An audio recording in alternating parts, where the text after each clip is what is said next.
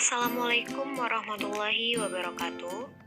Kami dari kelompok 5 ingin mempresentasekan dan menunjukkan hasil diskusi kami yang berjudul Perencanaan dan Pengambilan Keputusan. Sebelumnya, kami akan memperkenalkan nama-nama anggota kelompok kami.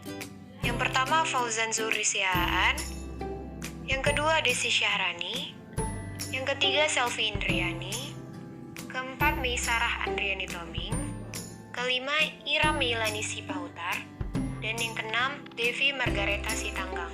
Selamat menyaksikan. Perencanaan dalam manajemen. Tahap dasar perencanaan. Dalam membuat perencanaan atau planning suatu organisasi atau perusahaan, harus juga memperhatikan langkah-langkahnya. Apabila memaparkan langkah-langkah dalam membuat perencanaan, yaitu 1. Menetapkan sasaran atau perangkat tujuan. Langkah ini berkenan dengan kebutuhan organisasi atau perusahaan dan tujuan yang hendak dicapai.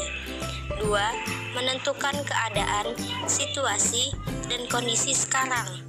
Keadaan, situasi, dan kondisi saat ini perlu diperhatikan sebelum dibuatnya perencanaan.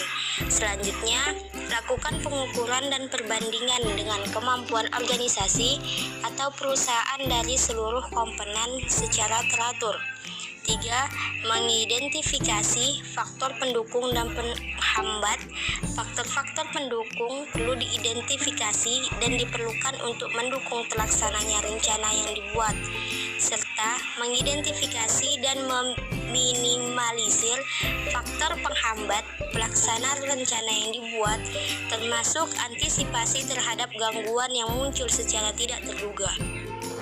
4. Mengembangkan rencana dan menjabarkannya. Pengembangan rencana dan penjabaran harus dipahami oleh semua elemen organisasi atau perusahaan, sehingga memudahkan tercapainya tujuan.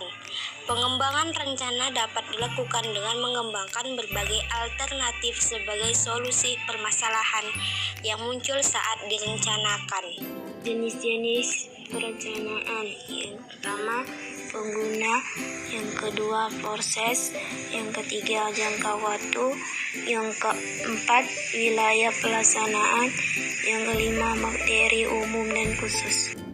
Berdasarkan penggunaannya, single use planning, rencana yang disusun hanya digunakan pada satu pelaksanaan saja, dan setelah pelaksanaan dianggap selesai, maka perencanaan tersebut dengan sendirinya menjadi tidak ada. Reverse planning, perencanaan yang tidak hanya digunakan hanya pada pelaksanaan sehingga perencanaan ini bersifat permanen. Berdasarkan prosesnya. Policy planning, perencanaan yang hanya berisi kebijakan tanpa dilengkapi dengan teknis pelaksanaannya secara teratur. Program planning, perencanaan yang merupakan penjelasan dan perincian policy planning.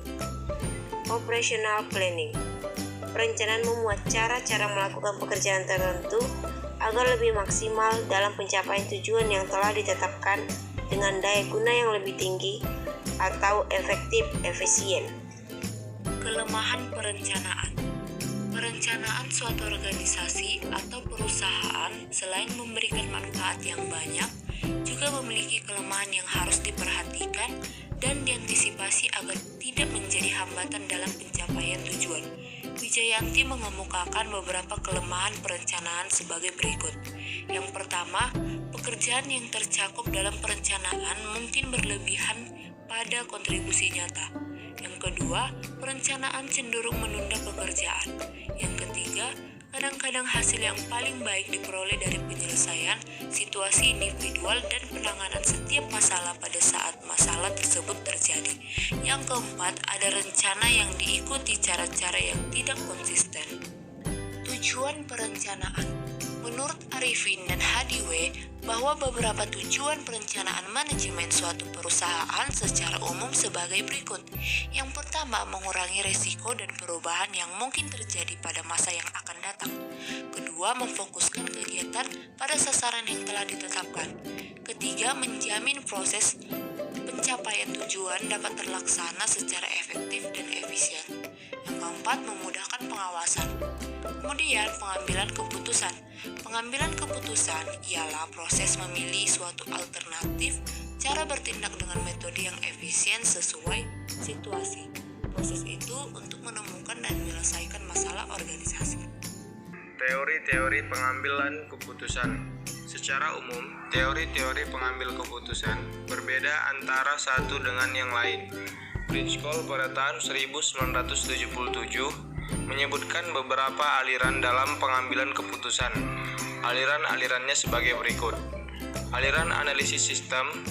Aliran ini percaya bahwa tiap masalah berada dalam suatu sistem yang terdiri atas berbagai subsistem, yang keseluruhannya merupakan satu kesatuan seperti terlihat pada kata-kata dalam kotak teka-teki, di mana setiap kata mempunyai kaitan dengan dampak satu terhadap yang lain. Kesimpulan 1. Langkah-langkah dalam membuat perencanaan sebagai berikut. Menetapkan sasaran atau perangkat tujuan, menentukan keadaan, situasi, dan kondisi sekarang. Mengidentifikasi faktor pendukung dan penghambat, mengembangkan rencana dan menjabarkannya.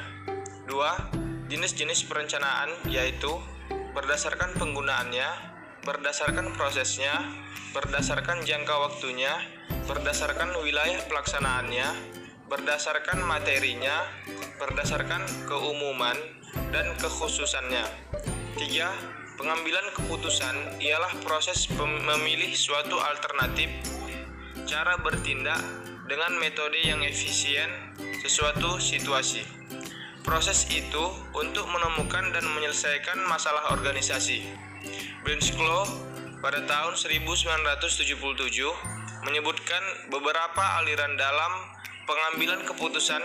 Aliran-alirannya yaitu aliran birokratif, aliran manajemen saintifik, aliran hubungan kemanusiaan, aliran rasional ekonomi, aliran satisficing, dan aliran analisis sistem.